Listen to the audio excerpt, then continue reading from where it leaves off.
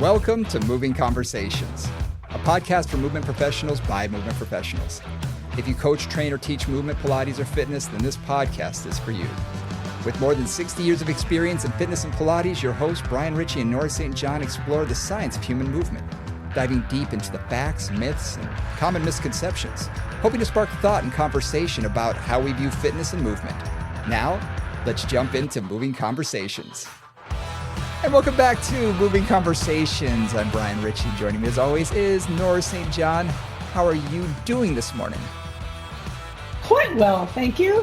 Fall starting to show up here in lovely California, which just means it's, 75 instead of 90. So it's been lovely. I bet. I'll say. Yeah, it hasn't been lovely here on the East Coast. We've had nothing but rain for a while. So today's one of the first nice days. You actually look outside, you're like, oh, the sun.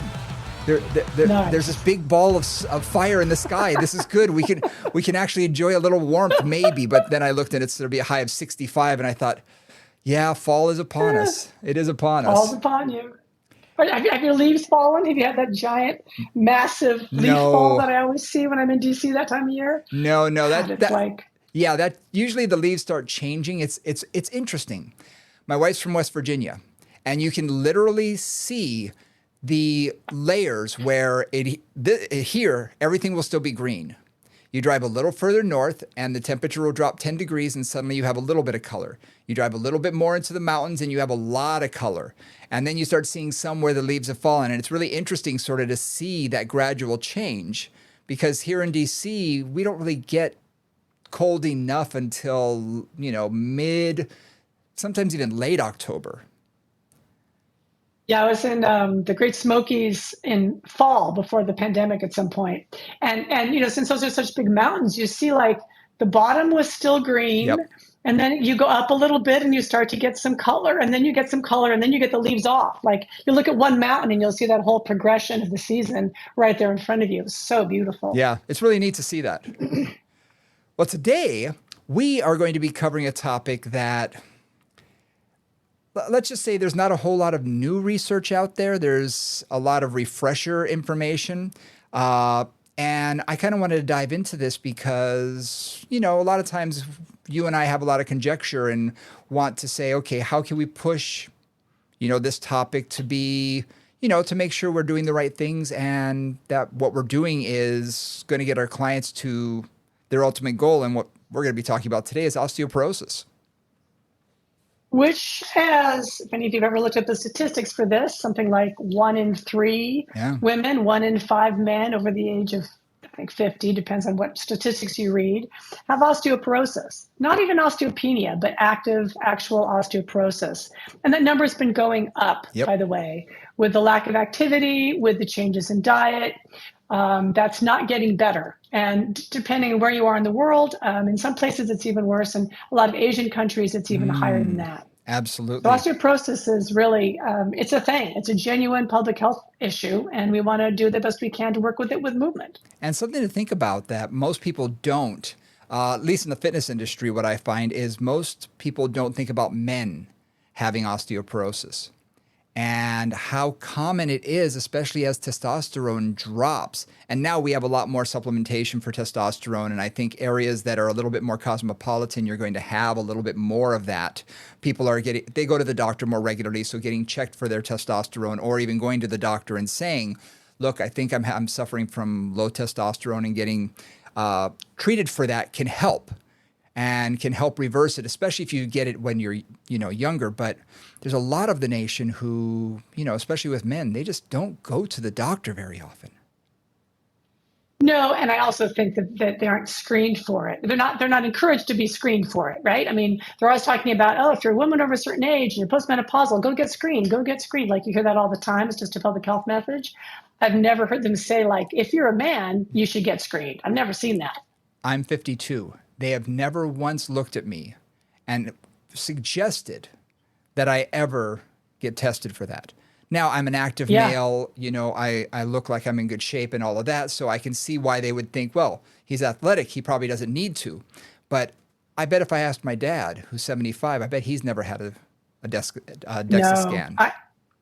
I don't know any of the men that I know that age who have. Yeah. I mean, I know a lot of men who are between 50 and 70, and none of them that I know have had a DEXA scan or even been suggested to them. Yeah.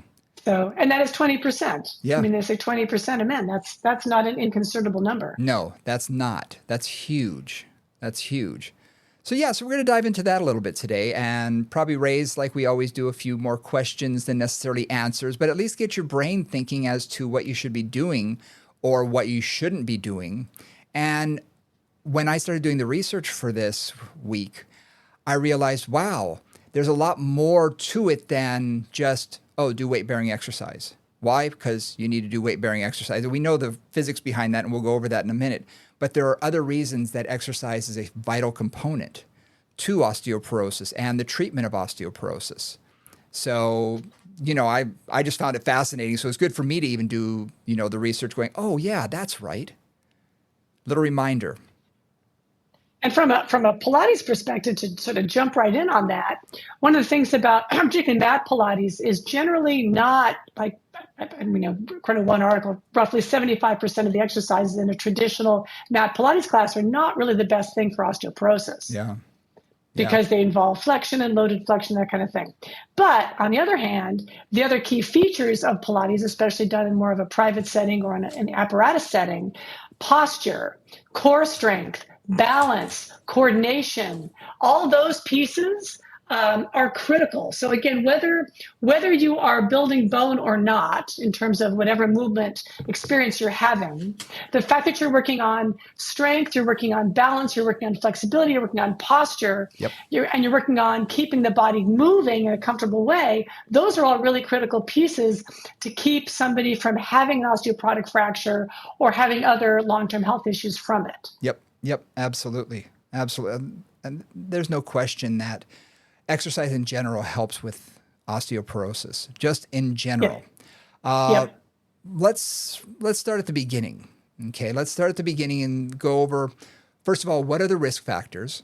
Who has who are we going to see that tends to have or may have osteoporosis, and what may be some of the causes of it? We'll start there before we get into more of the methodology behind treatment and management. Yep. So we see it in fitness a lot more with lighter weight individuals, women. Yep. Smaller bone structure. Exactly. Smaller bone structure, lighter weight. The ones that I see that are the most worried about it are the ones that you would almost refer to as frail when they get into their 60s. You wouldn't think of them necessarily as athletic. Probably didn't have a weight condition. Right. Not always, though. Not always. I've had a couple who came in who were, let's just say, larger women and on the plus side. And when they said that they had osteoporosis, it almost shocked me because I expected they're obviously putting more weight through their joints. And what I found kind of interesting, and we can talk about this to greater detail, was the fact that adipose tissue has only been shown in the hip to help osteoporosis, but not in the spine.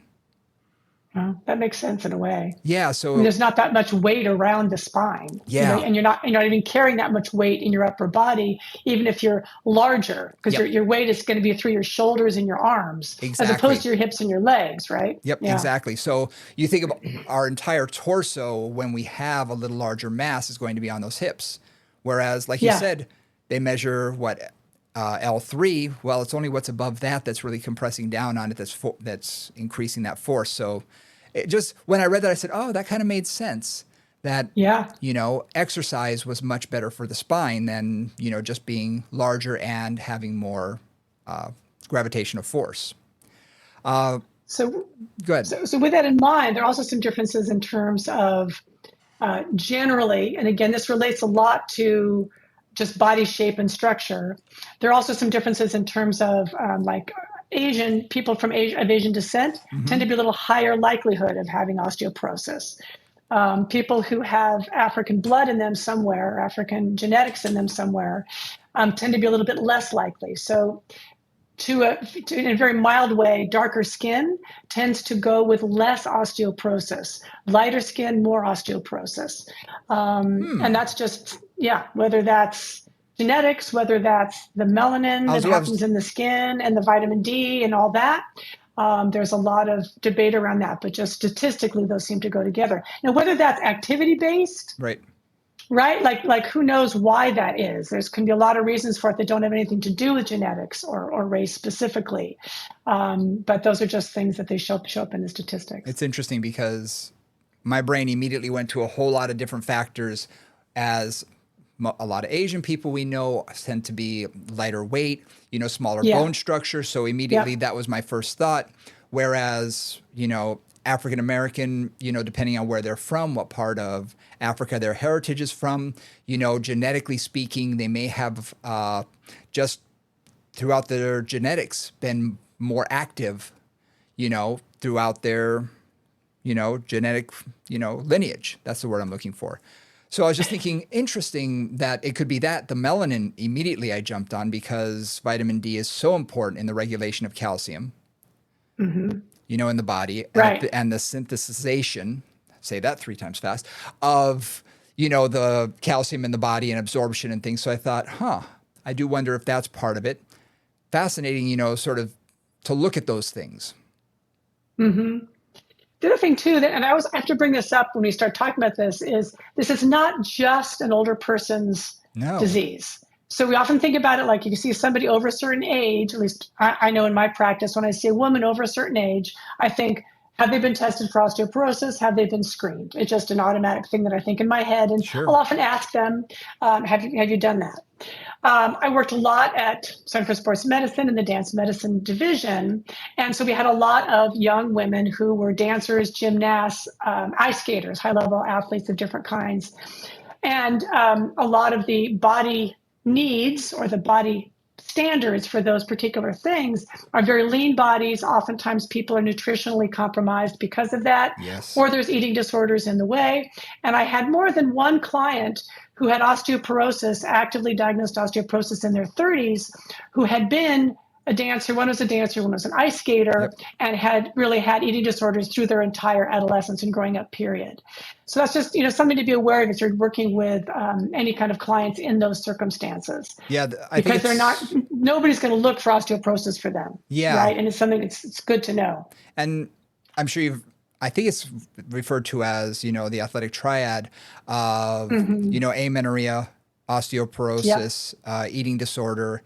Those go hand in hand, and the groups you mentioned absolutely is the ones you're going to see it in, where having that lean body ideal for their sport in gymnastics, in long distance running, where they're working out so extreme, not eating enough, trying to get as lean as humanly possible, and dance. And we're going to see that. We're going to see they're going to be, nutritionally compromised, as well as just, not taking in anywhere near what they need. Mm-hmm. Yeah.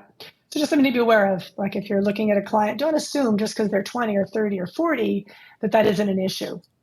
Don't assume it is either, but just, be aware that it could be, and based on their history. And what's interesting, going into that, I'm going to bring up dance primarily and gymnastics, where I've worked with people who have had eating disorders, who have been active in both of those, who became amenorrheic, who developed at least osteopenia. One was in full-blown osteoporosis.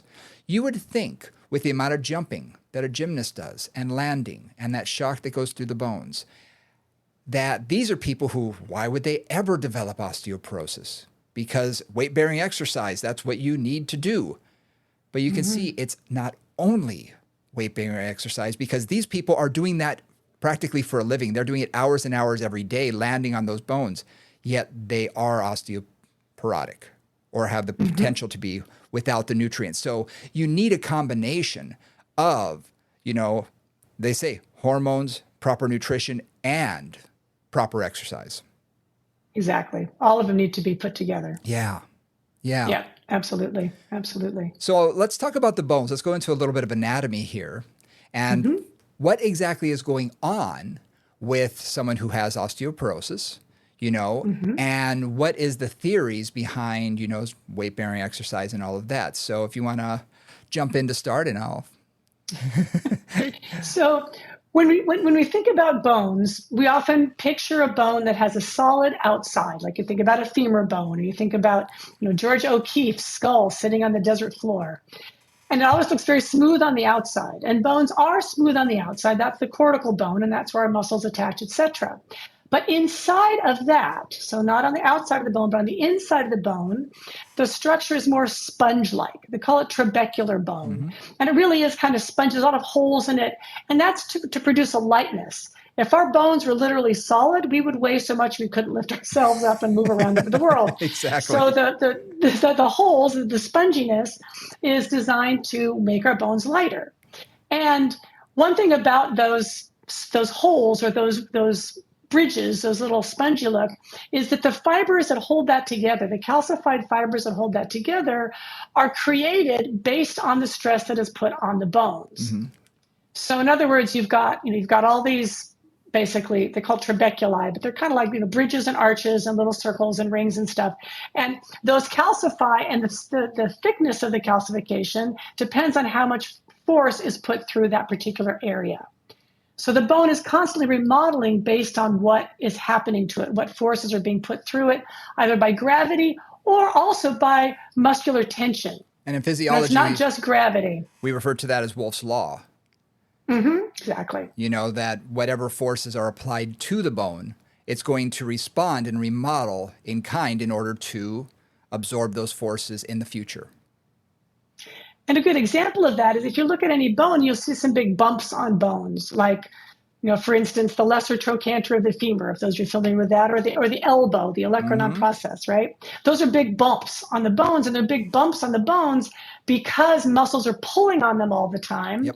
And that creates thicker bone there because of that pressure from the muscles that are stimulating that bone to grow. And we also see that people who have chronic ankle sprains, where the ligament has been pulled so many times that you can actually see a calcification where the ligament attaches on the bone. You can see that bone actually grows. You can see it on bodybuilders' shoulders who have those little triangle pyramids on their shoulders, that the ligament's been pulled for so many times that it literally is pulling that bone. And over course of, years and years and years, the bone does grow and responds to that. Right, it calcifies. Yeah. Yeah. Yeah, so one other thing about that, and you mentioned this a little bit before we got on this call, is there are some things that will make you build better bone and things that will make you build less better bone. Mm-hmm. And one of the key things that will be disruptive of building bone is smoking. Oh my gosh. Yeah. Smoking is one of those things that, smoking in general for the human body is one of those things. You're introducing a toxin that is not supposed to be there. Just in general, it's not supposed to be there. And when I was reading through some of this, there are about 150 toxins in cigarettes. And that leads to an increase in estrogen destroying enzymes and producing more free radicals. So that right there creates an environment where the estrogen is actually helping to, that's one of the hormones that helps regulation of calcium, regulation of bone absorption, absolutely. And osteocyte, osteoblasts, creating more bone, and osteocytes not destroying the bone as much. So you have these toxins that are literally, you're introducing it on a regular basis that's breaking your body down. And we're talking about osteoporosis. It's really inhibiting bone growth.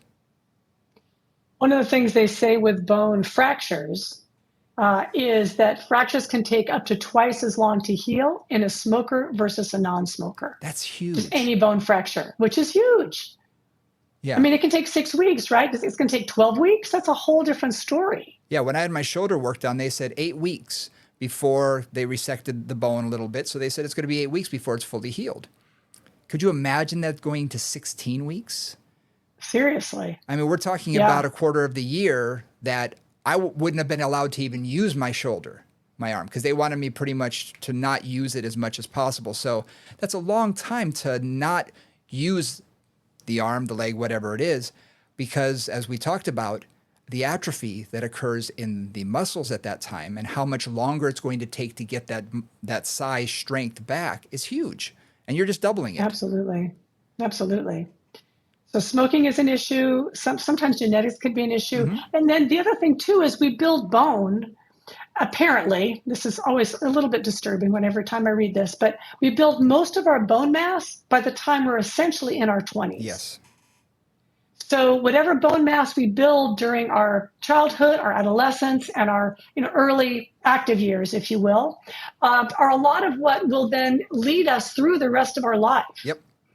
So when you think about kids these days spending not enough time moving, a lot of time on their computers or whatever, they're not doing the bone building work that will prevent osteoporosis in the distant future. What's interesting, That's the other thing. Yeah, a study came out, 10 years ago or so, that looked at soccer players. Now, I'm going to go back generations, okay? My parents' generation. For women, they never played sports. They had home ec instead of PE. They were told that that's where they should be, not out playing games, not out playing sports. So they didn't have any of that.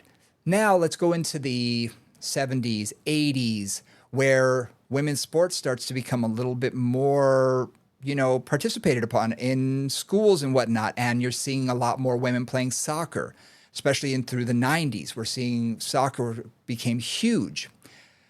Well, they've shown that the amount of force that you're doing on your body when you're at that pubescent age, when you are an adolescent, is going to dictate where you're going to be much later in life. So they are much less likely, even if they're a smaller individual, they are much less likely to develop osteoporosis because of that time they spent on the field. And I find that fascinating. But now we may be reversing that again with as much screen time as people are having, and more people are spending time on their computers and less time even out playing sports. So I'm wondering if, we sort of peaked in that, those sports, and it might be coming down again. I don't know. But I just found that fascinating that, you look at the generations. My parents' generation, much more likely to develop osteoporosis. But millennials and Gen Z may have a little less of that because they participate in a lot more sporting activities. Right, and we'll see, right? It's going to take a while for all of those genetic factors and those time factors, demographic factors to move us forward, and to see where they actually end up when they're in that period. In terms of women too, the key time for osteoporosis to develop is as their estrogen declines around menopause. And the 5 to 10 years after menopause are when there's the most rapid loss of bone density typically. So that's typically when people should get screened. Ideally, they get screened before menopause, just to see what the baseline is for them. And then once they start to go through menopause, getting screened again to make sure that things are, just to see if things are progressing, in what way they are progressing, if they are. And you just mentioned something that I tell all of my clients this as they are getting older. I prefer to get a baseline on any test that a doctor is going to do at a young age. Yep. Okay. My family, there's a little bit of history of colorectal cancer and things like that. So you know what? Opportunity came up in my early 40s to have a colonoscopy. I'm like, yeah, let's do it. Because I want to have the before picture when I'm young, when I'm healthy, when there's nothing going on, because I want a comparison down the road. Yeah. And I tell women who, some women that I know haven't had, haven't been in for a breast exam, a mammogram, and they're in their early 30s or mid 30s. And I'm thinking, now's the time. Let's get the before picture, because the more you can compare it to, the better. And for the DEXA scan, absolutely, because if they're already starting out with a drop, maybe they start out and they're already osteopenic before menopause even before comes the hormones close. Change.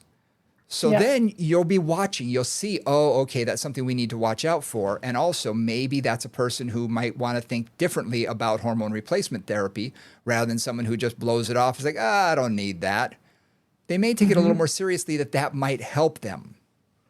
Right. In that sense. Absolutely. And we're not physicians, so we can't, guide them in that direction, but it's something that they can talk with their doctor about.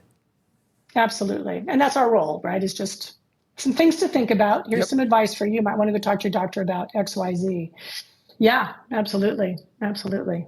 So we've got hormones, we've got now diet is not within our scope particularly, but diet obviously has a huge effect on somebody's bone density and how they work with it. All of my clients who have had osteoporosis, I make sure that they are working with a nutritional person, a nutritionist of some kind. Again, that's not my area of expertise. I'm really clear on that. And there is so much conflicting, non-accurate information out there on the internet that I really suggest they work with a professional who works with people with osteoporosis, specifically to work on getting their diet organized for that particular situation. Because it's critical. Things like diet sodas, they know are depleting of calcium. Yep.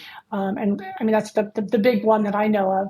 And then there's lots of other just dietary habits that are not good for you. Well, if we just think about the amount of processed food we eat nowadays compared to whole foods, I was once talking with a client, basically said, okay, think about what your grandparents ate. They ate a lot more whole foods versus what do we eat? And my son loves like protein bars and things because they're easy. He can just grab one and eat it on the bus on the way to school and things. It's like, yeah, boy, but you may want to try, whole foods as well. You may want to make sure you have something else. Because while these supplements and some processed foods may include, some vitamin A, some vitamin, D or whatever, vitamin C, it's not the same as getting nutrient-rich food. And we need a wide variety of foods in our diet, just in general. And the less processed, the better, because a lot of times through processing, we're stripping a lot of those minerals out, including calcium. Yes, and we're losing the synergy of all the different pieces of that food that go together to oftentimes help you be better able to absorb those nutrients or use those nutrients efficiently. Yeah. And we know that, I mean, the American diet is generally horrific. So there's not a lot going on there. And that is why I always recommend, talking to a nutritionist and trying to get your diet in order if osteoporosis is a concern. Something that I want to cover just with calcium as well.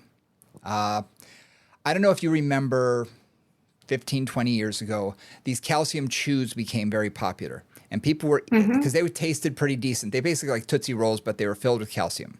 And I knew clients who were eating 3, 4, 5 of them a day. And because I need the calcium, so they were eating these.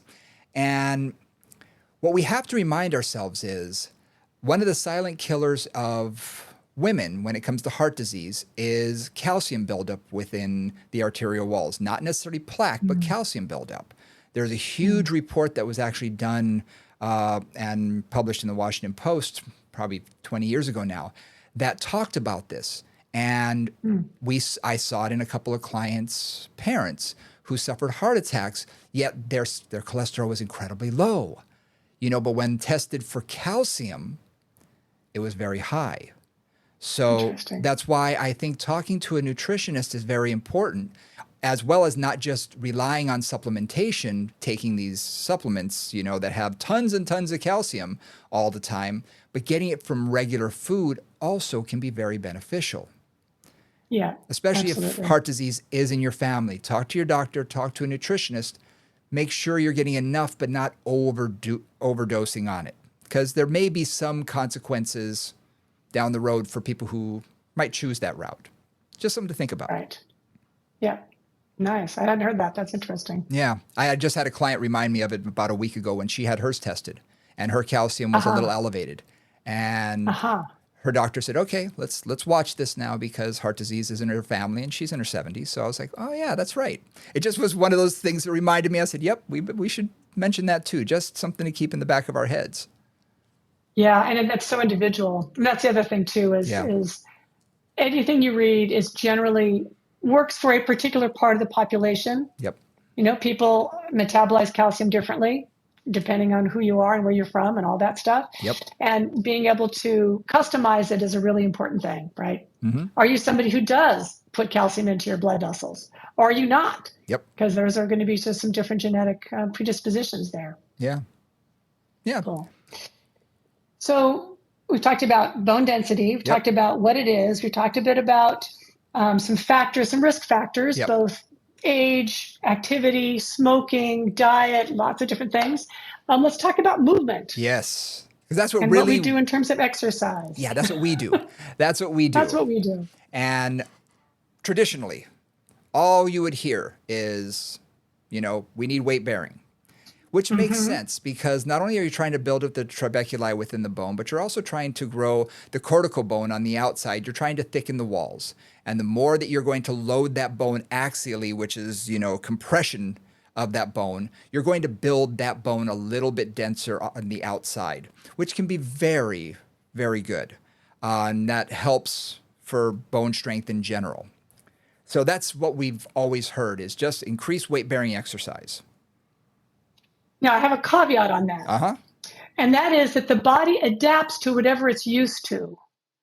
Because I have one client who she was a runner, very thin, very, very lean gal. She was a runner and she ran 3 to 5 miles, 3 to 4 days a week. Mm-hmm. This is the kicker for the last 15 years. Yep. So her bones had completely accommodated to that level of activity. Absolutely. And were no longer being stimulated to change or to grow or to get denser. And that is a great caveat to remember. Yeah, and a couple of other things about that. There's another gal that I worked with who was actually a weightlifter. She's a competitive weightlifter. But again, she was not in the building her weight lift up time. She just was doing regular weightlifting, more or less in the way that she had been doing it for the last 10 years or so. She was under 60 at this point. And she also ended up with osteoporosis. Mm-hmm. So she's doing a lot of weight bearing, a lot of weightlifting, a lot of stimulating the bones through weightlifting, and ended up with osteoporosis anyway. Yep. Again, because the body had accommodated to it. I want to say one other thing about the first gal I was talking about, the runner. One other issue for her was she had chronic migraines. And so she had a diet that was very specific. In her case, there's a lot of specific dietary things that kept her migraines down, but also may have limited her calcium intake for her. And there was a point in her life where she was had some irritable bowel stuff and that kind of thing, and she was on steroids for a while. Ding, ding, ding. Yeah. And so for her, she was this was a triple threat, not in a good way. She had some dietary issues, and then she was on steroids habitually for a period of time to deal with this autoimmune issue she had. Yep. And that also is that and thyroid replacement, both of those will severely decrease calcium uptake and can be contribute to osteoporosis. So she was one of those people where it's like, oh my gosh, there's so many things happening here that we have to work on. I had a woman who was a triathlete who came to me at 41, 42, and she had had both hips replaced already. Now, I've seen that in dancers. Okay, I've had a couple dancers who have had their hips replaced by the time they're in their 40s. Rare, but occasional. I thought, what did you do as a triathlete? Because you think that's not just doing one thing. You've got 3 different activities. Yes, it's in the sagittal plane, but you're loading your body in so many different ways. What happened? And she was on prednisone, a dose of prednisone, because she had, what was it? She had an autoimmune issue. And she was on prednisone for the last 20 years. And it broke down the bones in her hips. Yeah. And eventually all the pounding that she was doing, even though she was doing what we would tell them to do, weight bearing, she still wore the joint down and wore the bone down to the point that it was risk of fracture while she was doing her activity. It was basically hollow, according to the x-rays. So this is another case where you got to look at the whole picture and really not just hear the word osteoporosis and think, okay, weight bearing. Look at the whole picture. Is there a contributing factor that's leading to that it could be? And I think it's another thing that we need to talk about. As we said before, it's not just exercise, but it's a combination. I've had some people who have come to me who are osteopenia, and it's like, all I need is exercise. All I need is exercise. It's like, look, it's going to help. But hormone replacement, proper nutrition, calcium supplementation, medications of different types, and exercise. And sometimes it takes a combination of a couple, if not multiple, of those things together to really solve the problem. And it all depends on the person. Everybody's individual. One of the things, too, that Yes. So again, taking the whole view, and again, we're only part of that view, right? Mm-hmm. We're the movement. We're the movement part of that. Yep. With this one guy I was talking about who was the runner, um, she was interesting to work with because basically we did Pilates, we did footwork, we did feet and straps, we did all fours, and my approach to her was okay. So she's getting in gravity weight bearing in running. Mm-hmm. She's getting that. She's getting that impact and that load, and clearly it's not doing enough. So my thought was, and my approach was, I need to be stimulating those bones in ways that they are not being stimulated now. Mm-hmm. Right. So in other words, we did a lot of things with her hips and turn out, in turn in. She's getting different stimulation in through the hip. We did, and we'll talk about this more specifically in a moment, but we did some specific work for the spine, a lot of extension work on the spine, a lot of upper body work. We did a lot of upper body weight bearing, all kinds of planks and push-ups and all fours exercises to get weight going through the body. Yep. And force going through the body in different ways. Mm-hmm. And in her case, she made significant progress in about 6 months of doing basically a Pilates program. Mm-hmm. Where I just really focused on trying to get stimulation through those muscles, not necessarily all weight bearing, because, it's resistance, but it's not necessarily weight bearing, in a lot of different angles through all the joints that I could think of. Yep. And I think it's important also to note that the choices you made were things that were unfamiliar. So they were new. That's the thing. They were new. It was like I was trying to stimulate her legs and her whole body in ways that her body had not been stimulated before. Right. Exactly. So it wasn't just the same thing that she had been doing. If she went to someone at, down the street at a 24-hour fitness or something and was doing lots of lunges and squats and things of that nature, it may not have done the same, may not have been as productive as hitting it in a totally different way. Right, and that was my thought. I Yep. thought, well, I wasn't sure if it was going to make any difference because you never really know until you try something. But she was quite dedicated. She came in, I think she came in once a week, and she had a reformer at home, so she would do her home program like twice a week as well. So she was doing a full 3 times a week. And after 6 months, she made significant gains in terms of her bone density. Yep. And again, this is completely, guys, just so you know, this is just one empirical evidence moment. Okay, one case study moment. This is not, your results may vary, as they say. But something to think about is it involved movement. And that's what we're talking about. You loaded her spine, you loaded her body, you loaded her joints in a way that hadn't been done before in a completely unique way. So, and we've seen this with almost every type of activity. When you introduce a new activity that the body's not accustomed to, you see great gains at the beginning because your body has to figure out what's going on, sort of model the motion and learn the sequence, learn the motor pattern, learn all of that. So you're really engaging a lot more neurologically at the beginning, than you would 3 years from, down the road when your body is accustomed to it. So introducing new things is helpful.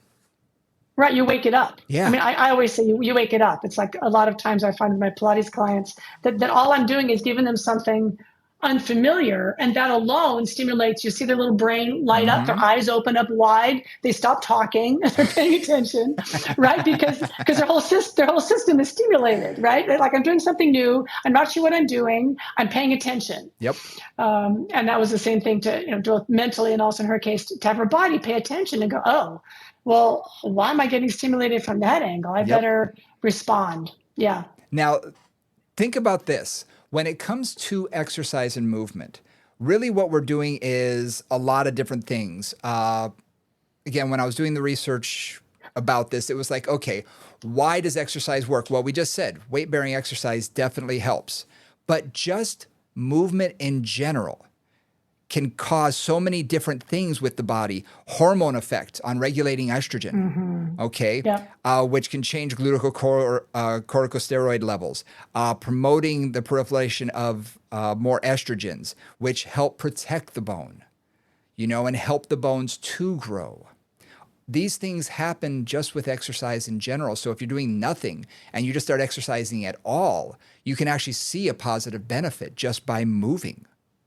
Which I think needs to be stated, just get out there and move for people who haven't, is going to help. Circulation, Yeah, right? Circulation 101. I mean, every single thing we read says if you just get your blood moving every day, that will make a difference in your health on every level, whether it's cardiovascular, whether it's your neurological health, whether it's, dementia decreasing, all those things. So yeah, and it's true in terms of bone health as well. Also, movement in terms of positive movement patterns. When I'm thinking about your environment, your personal training environment, yep, being upright, loading in different angles, loading in different directions, working on balance, working on lifting, working on posture, working on all those pieces, everything. all those. Because what happens with osteoporosis? Where do people end up, right? If you think about them posturally. Oh, yep. Right, you've got typically more kyphosis. You might have kyphosis and lordosis, depending. Things seem to go in different ways. Losing range of motion in the hips, forward head, Round shoulders, all all of of which that. can lead, all of which can lead to pain and discomfort just from being in a funky posture all the time. Yep. Right. So then getting that stronger, working on the mobility of the shoulders, working on the mobility perhaps of the hips to get yourself upright, strengthening the areas that are going to support that better posture, all those things, right? All those can also make a difference just in terms of comfort level and functional level. And for those who do have osteoporosis of the spine, the one thing that they want you to avoid is flexion in general. And we can talk about that in a minute because I'm not 100% sold on that. But you said it earlier, work extension. Teach them extension, load their spine differently, get the muscles posteriorly to support and hold them upright better so they're not sort of hanging on those bones. And for some people who do have fractures of the thoracic vertebrae themselves, by teaching them extension and getting more thoracic extension, teaching them proper rotation and movement, you're taking pressure off of that. Absolutely. And I'm going to refine that even a little bit more. So we talked about Wolff's Law, right? Bones build by being stimulated by gravity and or load. If you don't move the spine, you don't load the spine, period. But if you're not doing something to get those muscles to fire along those, I'm particularly thinking of the erector spinae and the deep spinal muscles, then you're not getting stimulation into the bones to help to increase bone density within the spine. And one thing I want to see there is sometimes real extension is not possible if somebody's very kyphotic.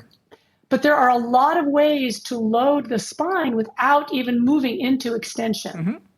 Like if I'm just in all fours and I'm lifting an arm and I'm lifting a leg, like I lift a leg, that's loading my spine. If I'm doing like a wall push-up, just hands on the wall and I'm leaning forward, that's going to load my spine to some extent. So there's a lot of ways to get load into that area without doing, loaded flexion or even rotation or lateral flexion. So just some things to think about there in terms of getting the tension into the spine. And I'll put someone over a ball and just get them into an isometric where you just have them with their hands on the ground, straight body, feet on the ground, ball underneath them, and then just lightly take, one hand up, just lightly take it off the ground before you begin lifting it and things like that. Then do the other. Eventually you take a hand off, you reach it forward, you can eventually do both. And you don't have to go into a spinal extension. Just holding the isometric at parallel with the ground is going to begin to stimulate those fibers. Exactly. And that's really what we're talking about. Exactly. And even if you add, so just to take this at one step, so if you're in this position like that, all fours or over the ball, or I do this sometimes on the chair in Pilates land, and you take a hand off the pedal, for example, in the chair, take a hand off the floor, that's going to load the spine asymmetrically. Right, as opposed to both hands on the floor. And just that is going to, again, stimulate all those little muscle fibers around the spine to get a little more firing going, get a little more stimulation into the bones. So there's lots of ways to get that stimulation into the spine fairly simply and quite safely is really my key on that one. Something else I wanted to bring up. There's two other factors that I add into my work with people who are osteoporotic.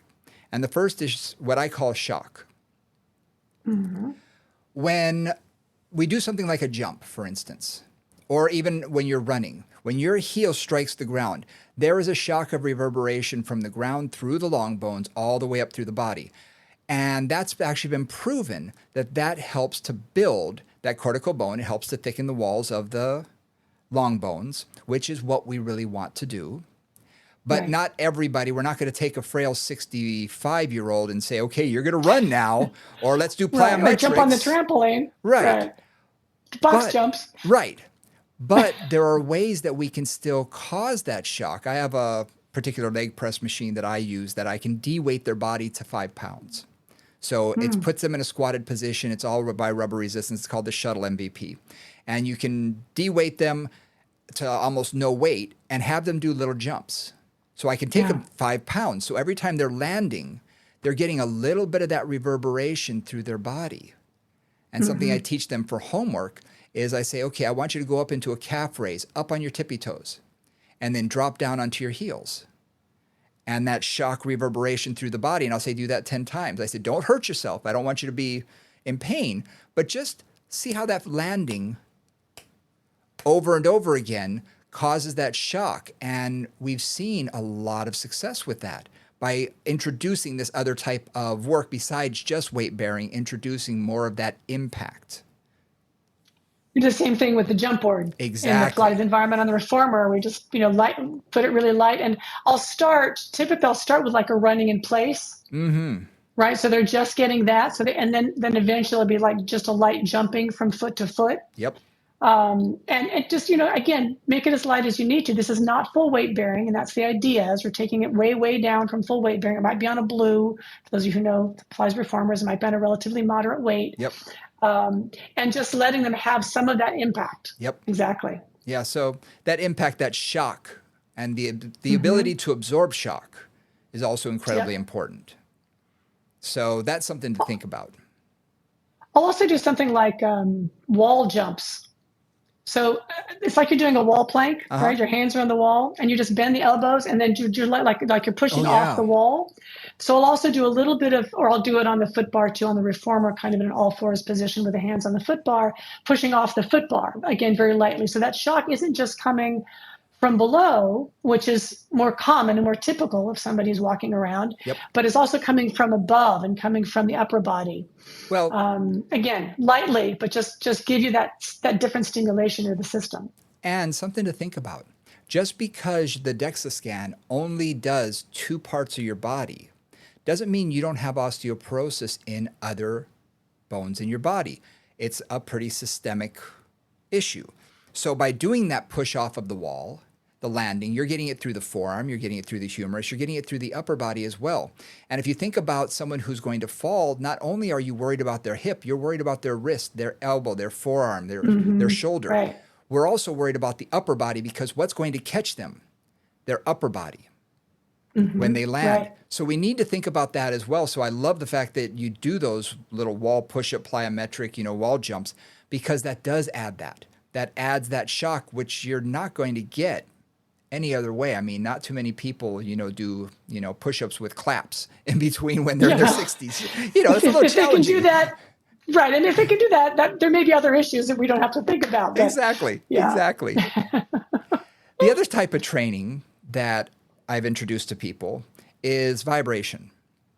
There's all sorts of different things. We have a power plate. I use it for a lot of different things.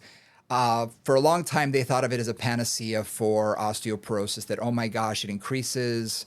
What they suggest is that it increases gravitational force on the body, because when you're standing on the ground, you've got 1G. You get on this and it's pushing up against you, and depending on the amplitude, depending on how hard it's pushing you, it can increase the amount of gravitational force.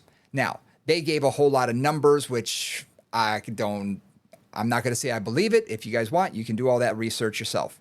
But does it help? I will say yes. We've put a number of clients through that sort of a routine, and, not more than about 15 to 20 minutes per session would ever be spent on the vibration machine. But things like a squat, not standing fully extended. If you stand with your joints extended, it rattles your brain. It's not comfortable, and it's one of those contraindications. But having them do squats and lunges, putting them on all fours so they're getting it through their upper extremity as well. So if I'm going to have them do a bird dog or an oppositional raise, I can do it on the ground. Why not do it here where they're going to get some of that vibration? So really, it's just finding exercises that we would have done off of that machine, do it on it. It actually has helped. I had one person I'm thinking of, she went from being deep into osteoporosis to being osteopenic within a year.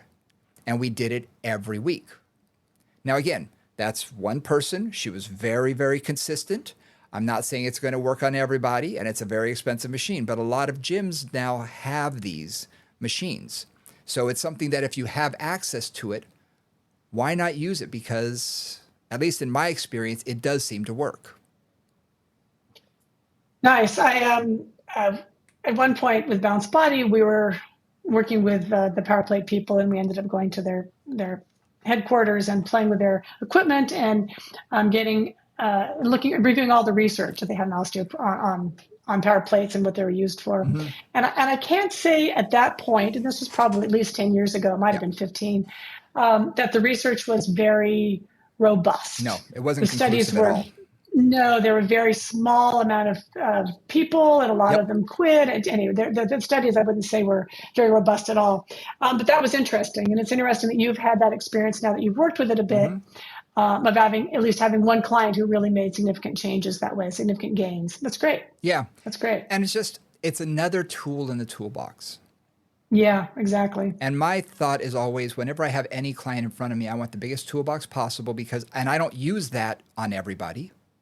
Mm-hmm. Obviously, I don't use it on everybody who has osteoporosis. But if it's for a specific person and there's a specific reason, I'll absolutely do it. And a lot of times it's just, let's see how it works. Because if I spend 5 minutes on that and it seems to help, why not do it? Absolutely. You know? Absolutely.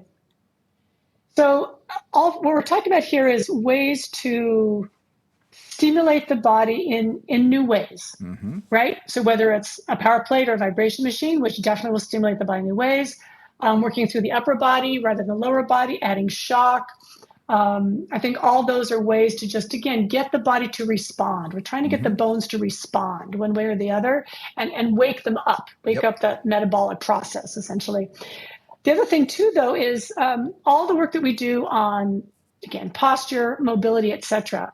What I find with a lot of my clients with osteoporosis, especially if they've started to get postural issues with that, or I have to work a lot on, for example, mobility of the chest. Yes. Right? The chest just seems to round forward.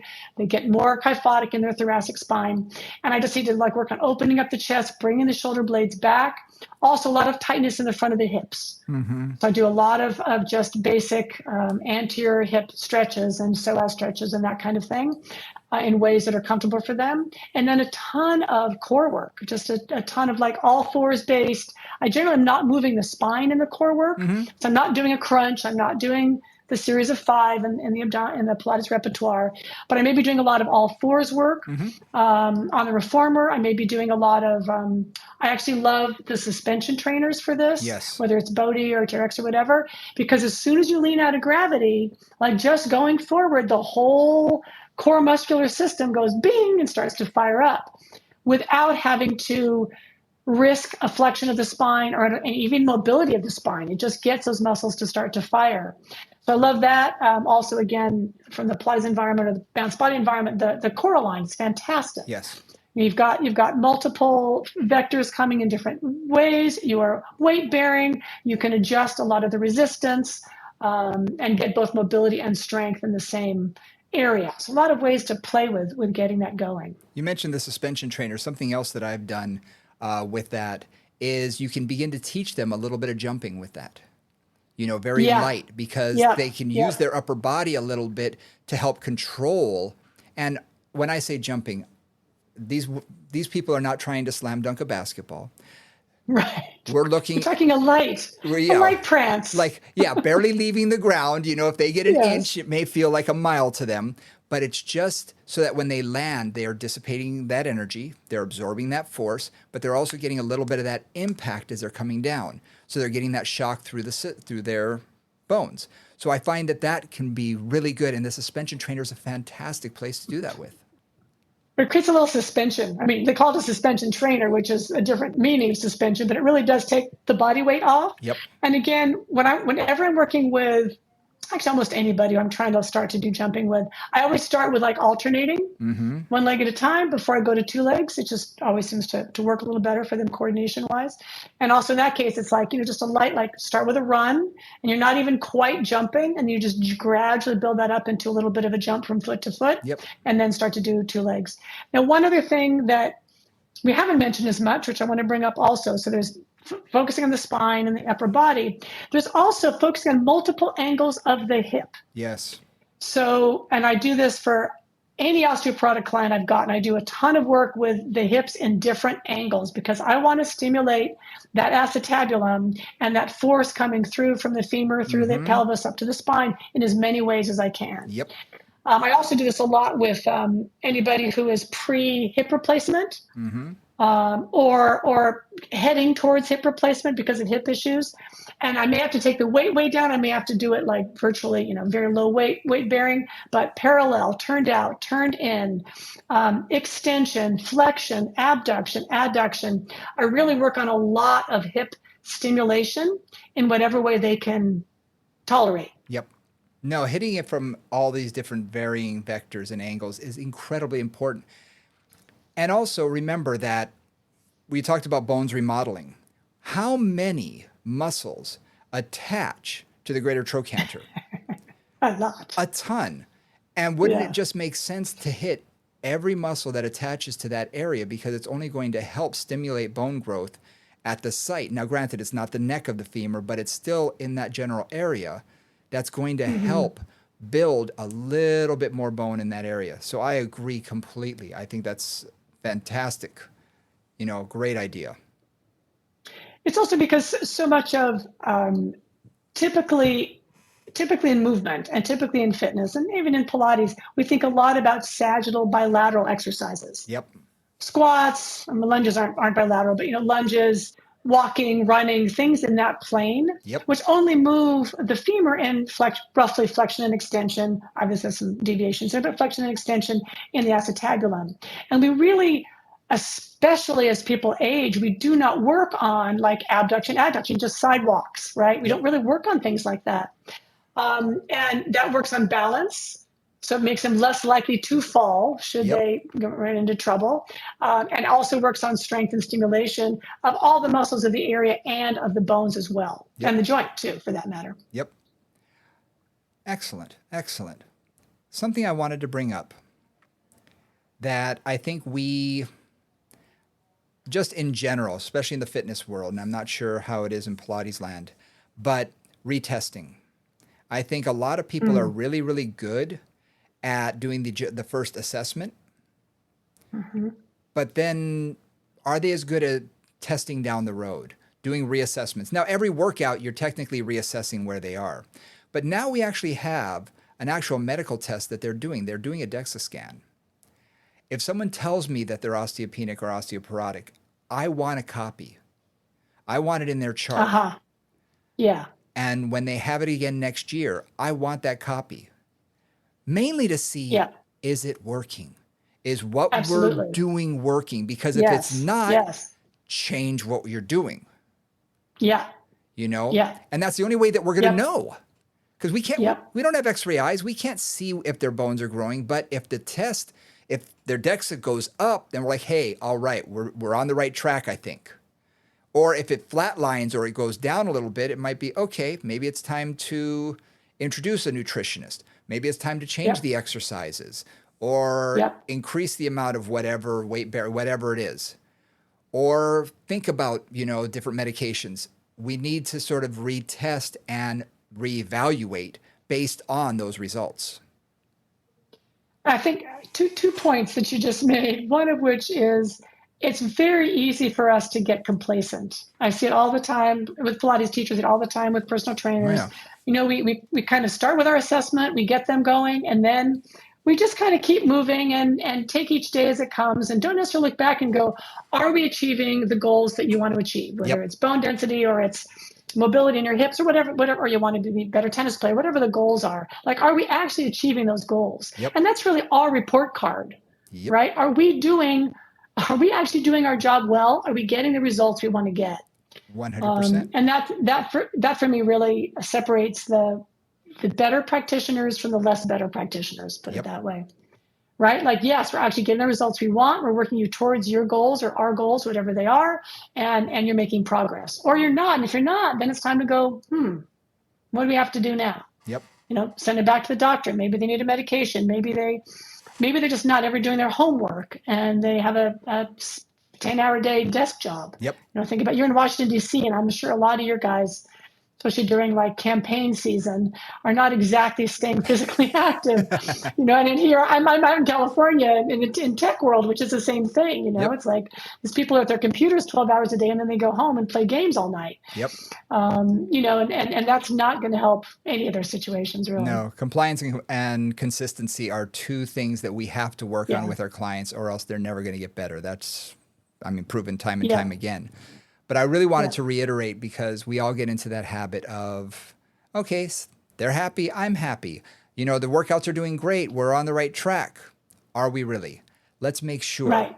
Let's test it out and see.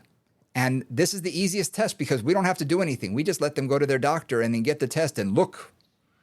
And if we look, we say, oh, it's working or it's not working. Yep. But at the same time, we got to take a little bit of responsibility too, that if what we've programmed for them isn't working as well as we think, having that DEXA scan, they can hold our feet to the fire too. Exactly. It's just accountability, right? 100%. 100%. And again, if they're compliant, if they're doing their work and they're being consistent and it's not working the way we think it should, okay, we need to change things up. Yeah. One other little fine point that I want to bring up, I had some clients who had fairly complex DEXA scans. So they really came back going, my right hip is osteoporotic, my left hip is fine. Yeah. My spine is fine. Yep. Or some combination of things. And those are always interesting to me too. It's like, okay, so if I know their spine is fine, because sometimes it is, then that doesn't mean that I need to avoid things like loaded flexion. I've got more leeway to really work on the spine. And so, the screening DEXA, the screening scans typically just do the wrist, which is fine, but that doesn't really tell you about the hips or the spine.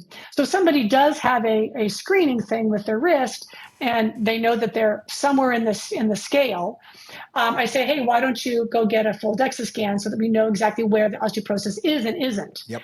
Because that's really changed how I worked with people. Once I had that information, it was like, oh, well, we got to work on your hips. Like, that's what we've got to work on like crazy. Your spine, we can do anything we want with. Or, oh, your spine is where I've really got to focus. Your hips, I don't have to worry about. They're fine. So it's also important to know that those things can help to guide your programming a little bit more. And also, in general, it comes back to movement. We got to get these clients to move. I mentioned a few weeks ago on the podcast about a client who got the diagnosis of osteoporosis and immediately became a robot. Didn't move her spine at all. And this is someone who is cycling miles and miles a weekend, rollerblading, doing all sorts of things. And all of a sudden, her world shut down. She got very small, locked it in a little box. She didn't turn from her spine. She wouldn't bend over from her spine. I'm not allowed to bend over ever again. Like, really? How the heck are you getting in and out of your car? How are you getting out of bed? There needs to be a realism at the same time. Our doctors, they want to keep us as safe as possible, but there can be a fatalism approach with this, or a fatalistic approach where you put it in their mind, you don't ever do this again, and suddenly that fear takes over. This brings up two things, one of which is maintaining functional capabilities with osteoporosis. Yes. Like, how do you put on your shoes? How do you get in your car? Yep. How do you do the things you need to do? And the second thing is the psychological component. Yeah. More than one of the teachers that I've had going through the Pilates teacher training program that I've run, two of them I can think of specifically found out they were osteoporotic in the middle of the training. So, we'd gone through Mat 1, they'd been doing rollovers, and we're getting into reformer, and suddenly they're diagnosed not just with osteopenia, but with full-blown osteoporosis. And trying to tell them, who had been taking, I mean, both these were women who had been taking Pilates for years, had done everything, full advanced repertoire, roll ups, roll downs, shoulder stands, the whole deal, for 4 or 5 years, that they couldn't do that anymore. And in fact, they couldn't do a good chunk of what they had been doing up till the day before. Right. Was devastating and really, really hard for them to deal with emotionally and for me to navigate. And really where I had to come to, because guys, if you hadn't figured this out, the challenge of osteoporosis is you don't know it's a problem until it's a problem. Exactly. Right? Like they can be completely fine one day. They can, like one of my clients literally turned over or leaned over, rotated to pull something out of a file drawer and fractured her 5th rib, or her 12th rib, just from rotating and pulling something out. And you don't know when those vertebrae are going to fracture, if they're going to. So that's one of those challenges. And I really had to say to them, I said, look, when you're under my care, when you're in my studio, I have to limit these things. And I can give you lots of other things to do, and I can modify like mad, and you can still have a good workout, but I will not watch you do a short spine on the roll up on the reformer. I will not have you do that while I can see you. Because if you fracture here, that's not good for you. It's not good for me. Yep. Like if you do this on your own, if you're off, doing a reformer at home, that's between you and your own reformer. But I can't see you doing that. Yep. And that was tough for both of those women. We had a lot of conversations about it and a lot of tears, actually. I bet. In the process. I bet. For me, a lot of times I've talked to physical therapists about this. And for the most part, a lot of them have told me, look, you got to keep them safe. That's the most important thing. Keep them safe, but get them to move. And again, teach them how to put on their shoes. You're going to have to flex from your spine. You're going to have to in life.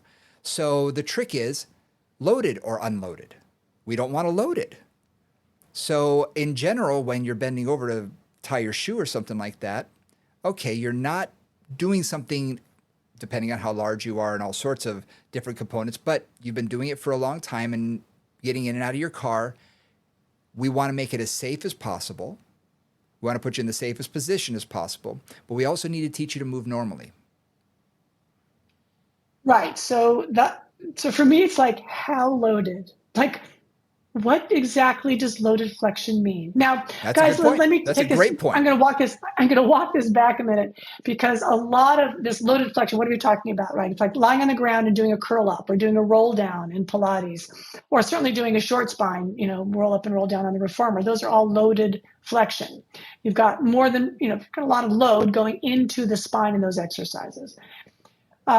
There was a study a long time ago, which it didn't have it wasn't that big a study, but it's a study a lot of this is based on, where it took a group of people, had them do a number of different exercises over a period of time, and saw which ones were most likely to lead to fracture.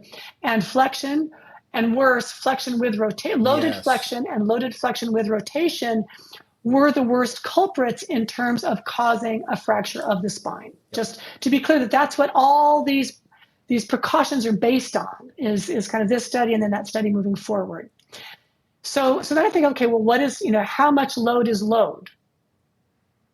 Right? If I'm leaning down to put on my shoes, okay, that's my upper body is loaded, right? My upper body weight is putting a little load through my spine, but it's not a lot. It's not like I'm picking up a 40-pound bag of dog food, right? Which is a whole different thing than putting on my shoe. So someone just gets into that, like, relatively, relatively, what am I doing? And to your point, how are you going to put on your shoes? How are you going to put on your pants? How are you going to get down to the toilet? How are you going to get in and out of bed? How are you going to get in and out of your car? And managing to figure out ways to do those that are as safe as possible, without, to your point, creating a robot, because that client has to move. Yes. Ordinary life is going to, and if they don't ever move, what happens? You lose the stimulation of the muscles against the bone, and you're not going to improve your bone mass. Exactly. Yeah. That's the other thing. Yeah. So there's a fine line to walk, and there's a lot of gray areas. Yeah. For me, it's about finding safe movement, keeping them as safe as possible when they are doing it, I love to do thoracic rotation for these clients in a safe environment where they are, in an upright position where they're not going to be doing a cross crunch or something that's going to really involve a lot of rotation that's weighted. And I'm a big proponent of staying away from, flexion and rotation just in general. But in extension, doing things that are going to stimulate rotation, that are going to allow the spine to move properly, always seems to work. And it seems to, get their body moving in a very positive way. Yep. And to me, that's the important thing, getting them into extension, getting them into some rotation, teaching them that their spine is not their enemy, that they can still move. Right. And that they just need to focus on different things. Yes. Instead of putting all your work, and again, this comes from the Pilates lens, instead of putting all your work on getting your abdominals to fire in a curl, which is a big feature of many Pilates situations, you're going to try to get that same stimulation and that same excitement out of moving your spine in extension. Yep. Or in sort of unloaded rotation. I always think of that as standing and just rotating my spine in standing. So it's, I'm not that loaded. I'm just rotating and trying to maintain that mobility of the spine, that stimulation of the spine. So again, chances are, for the average person listening, we've answered a lot of questions, but we've probably stimulated a few questions at the same time. Yes. As we normally do. And that's just it. This podcast is not the end all be all. We're not trying to solve the world's problems here. We're trying to stimulate thought. We're trying to bring up some points to hopefully help you with clients that have osteoporosis. But also at the same time, you're probably going to be thinking about this for a few days and think, I wonder how I should do this. I wonder what I should do there. So in that sense, I think it's been a success that we've, allowed you to think differently about the whole process instead of just thinking that it is purely, weight-bearing exercise. We've got hopefully some thought bombs, we call them, or little thought seeds going in there. And this is a complex topic, and there really is not, and there's not settled research in terms of this works, this doesn't work. Every time I read the literature, I'm like, I sort of throw up my hands and go, okay, well, I'm going to keep them moving in as comfortable a way as I can, trying to avoid dangerous situations, but really keep them going. And that's not very satisfying in terms of a protocol, but that's a lot of where I always end up with clients and trying to help keep them functional. And always remember, every client that's in front of you is different. Absolutely. So you can't look at a study and immediately say this is going to work on everybody. It may work for this person. This other person may only get 40% out of what you did with that other one that got 100%. So you know what? We modify, we adjust, we overcome, we adapt. So yeah, I think this was a great topic. We covered a lot of information. Yeah, absolutely. A lot of information. And if you guys have any questions, feel free to comment, question, come back. movingcombos@gmail.com is how you can get in touch with us. All of our socials, Moving Combos, at Twitter and on Instagram. And and next time we'll cover another topic and throw a few more thought bombs at you. Look forward to seeing you guys soon. All right, we'll see you later.